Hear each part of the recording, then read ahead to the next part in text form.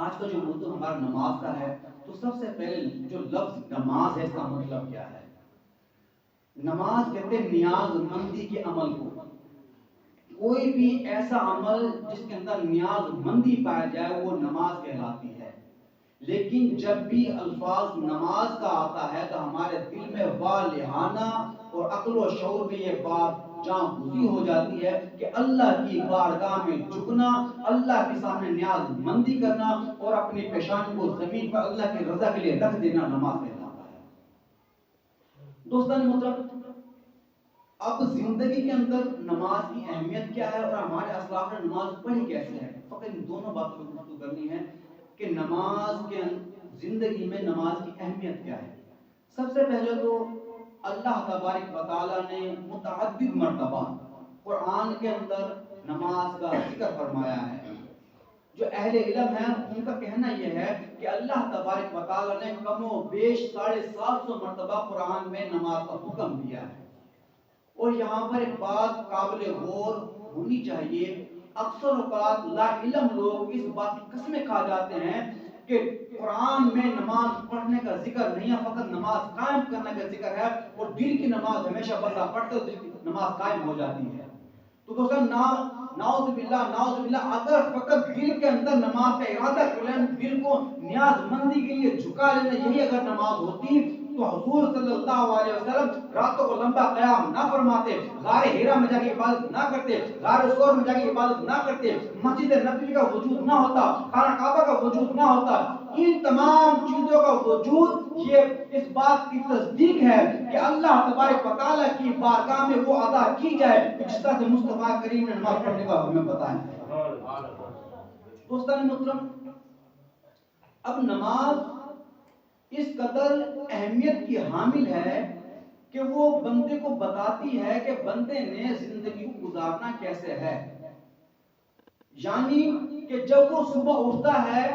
تو اس نے نماز پڑھنے کے صبح اٹھتے ہوئے اعلان کرتا ہے کہ باری تعالیٰ میری جو زندگی ہے، میرا جو اٹھنا ہے وہ تیری رضا کے لیے ہے، اور جو تم نے مجھے رات گزرنے کے بعد جو زندگی عطا فرمائی، جو تم نے مجھے بیدار کیا، میں اس کے لیے سجدہ ریز ہوتا ہوں، تیرا شکر گزار بنتا ہوں. اور دوستان،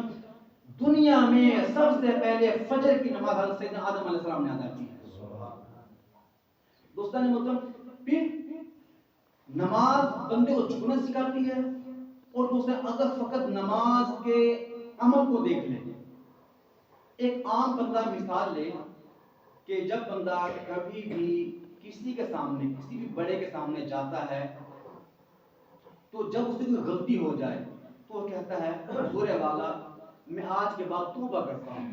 میں یہ برا کام نہیں کروں گا. یعنی کہ اپنے ہاتھ اٹھا لیتا ہے کہ تو حضور والا مجھ سے غلطی ہو گئی، میں مانتا ہوں اور سر تسلیم خم کرتا ہوں. ایک ہاتھ اٹھا لیتا ہے، جس سے ہم تکبیر تحریمہ میں ہاتھ اٹھاتے ہیں. ہم اللہ سے یہ کہہ رہے ہوتے ہیں اے باری تعالیٰ ہم نے گناہوں کی زندگی سے توبہ کر لی، اور ہم